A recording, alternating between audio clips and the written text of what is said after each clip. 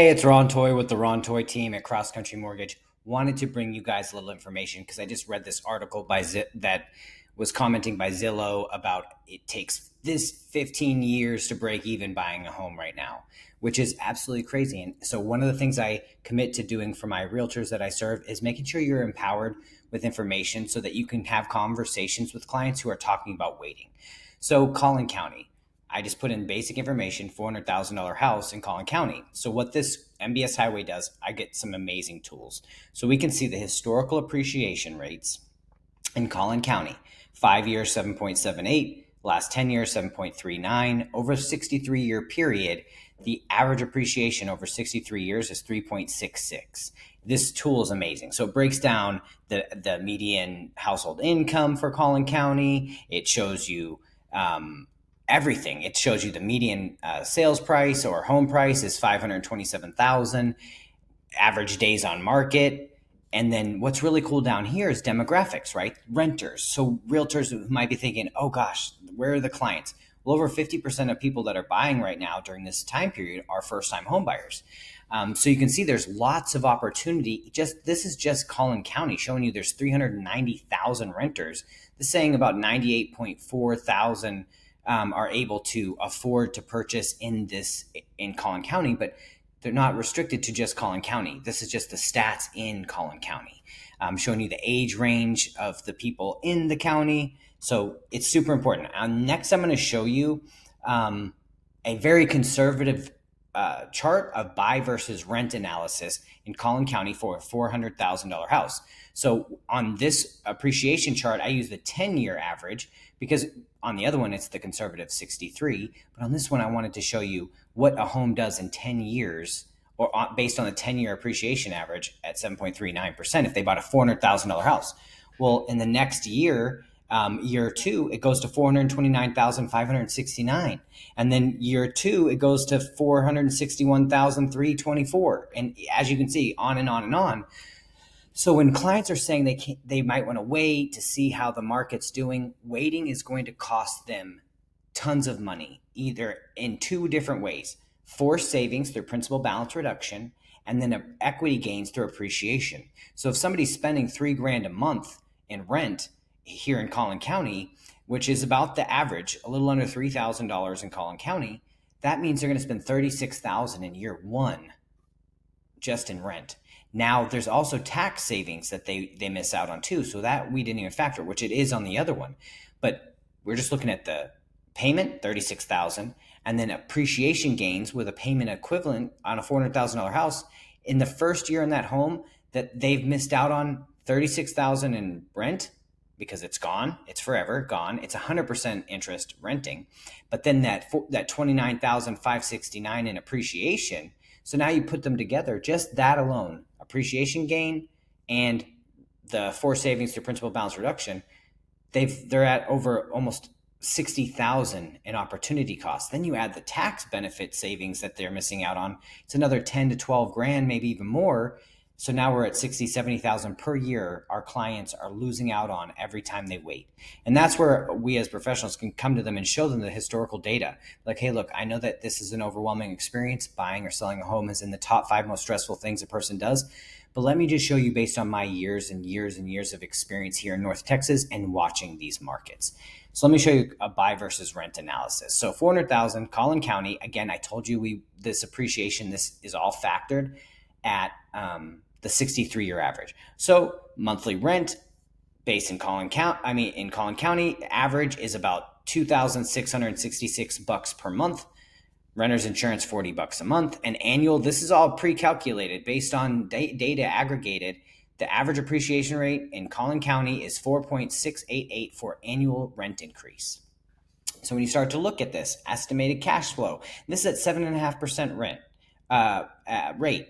So you can kind of see this, and annual rent increases. So you see your payment, property taxes and insurance. Again, property taxes and your interest is tax deductible, but it's showing you across the board. So yeah, renting, you don't have property taxes. You don't have insurance. Well, you do have a little bit of an insurance, but you see it's $40, $50 because insurance can go up a little bit more too. Maintenance and repairs. Well, your maintenance is covered when you're renting. And so your total monthly housing expense. So this is calculating everything in here. I'm going to show you down at the bottom how this looks. So appreciation gains at 3.66, the 63-year average. So you can kind of go over this. And this is factoring in the cost to sell at 6%. So what I did, renting, here's this that automatically populates. Property I named it, don't wait. 400,000, 2% tax rate, which is pretty close. Homeowners insurance, average, pretty close. Property tax increase, 2%, pretty close.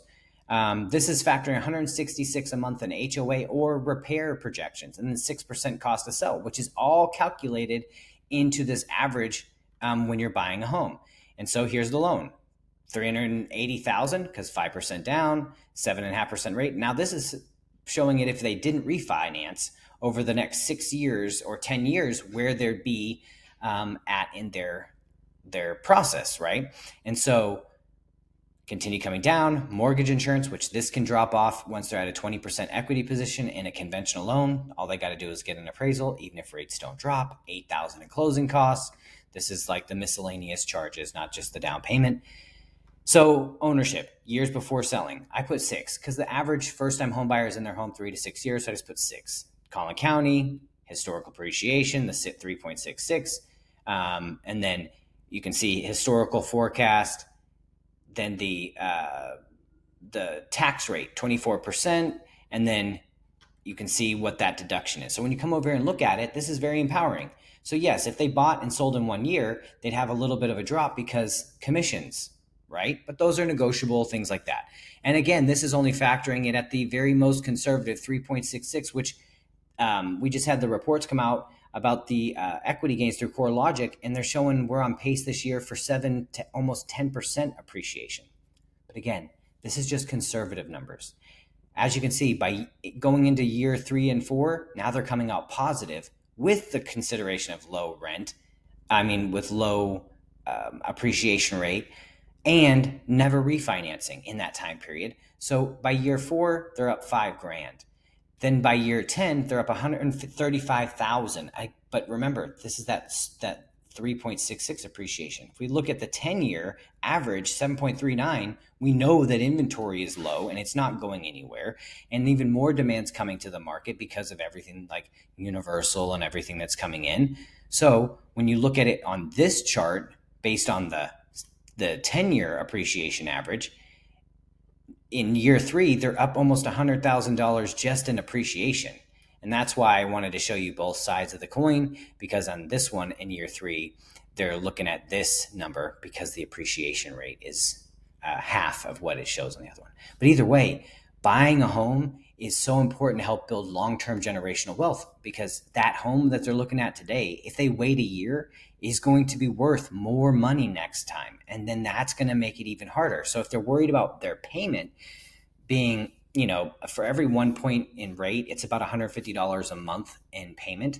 So, if they'd be willing to buy at a 6% rate and the rates are, say, 7.5, or, they want whatever, $100, $150 a month, we're talking, $1,800 a year in savings for the interest difference, right?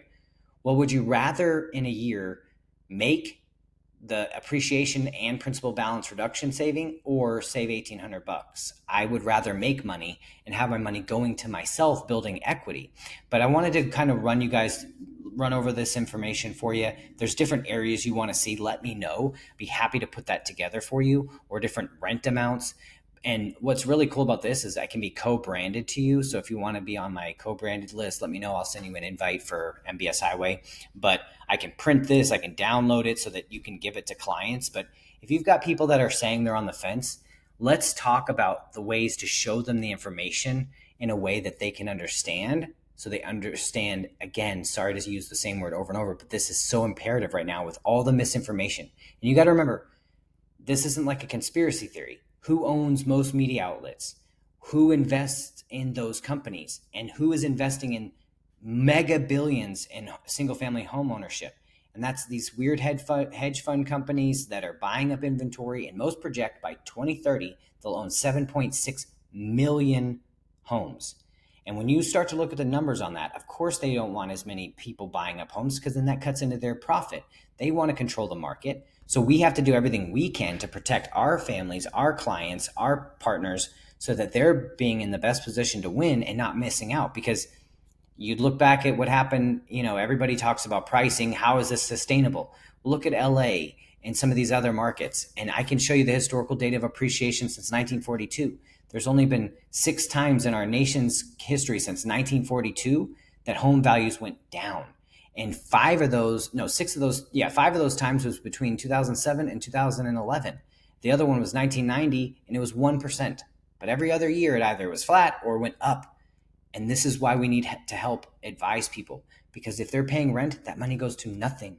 There's no tax savings. It's not building their equity. It's not building anything. They need to be getting into what they can afford, stay in it a couple of years, build equity. And if it's way under budget, they can use that for passive income in the future as a rental property, or sell it, take the equity and use it to buy another property, pay off debts. But renting is absolutely destroying our clients' future. And we need to help empower them to make the smart decision that's going to align with their current and long-term financial goals. If you have any questions, click the link in the video to schedule a planning session with me. I'd love to go over this in more detail and help you with scripting to have those conversations with your clients. But let's set them up. Anybody that you have talked to that says, I'm going to wait, that'd be a great one to set up for maybe even a Zoom meeting with me, you, and them. And we can go over the numbers and help them see and do a cost benefit analysis so they can really make an informed decision. But good news is rates are coming down. We've had almost a 200 basis point improvement since the 26th of October. So things are in the right direction. We're up 7 basis points today. So as long as we continue in this trend, which we all have seen, everybody is telling you what's going to happen. The only ones that are giving any doom and gloom are the ones that profit from doom and gloom. And those are the clickbait media outlets that need engagement. When you look at statistics and you look at data, inflation has come down from 8 to 3 and under 3, and the Fed's target is 2%, which, it is what it is. That inflation's down. Yes, the economy still, there's some tightness. Yes, there's some concern, but ultimately things are trending in the right direction. The 10-year treasury is coming down, which is going to continue to help rates. And we're going to see this. But we need to be having these conversations with clients.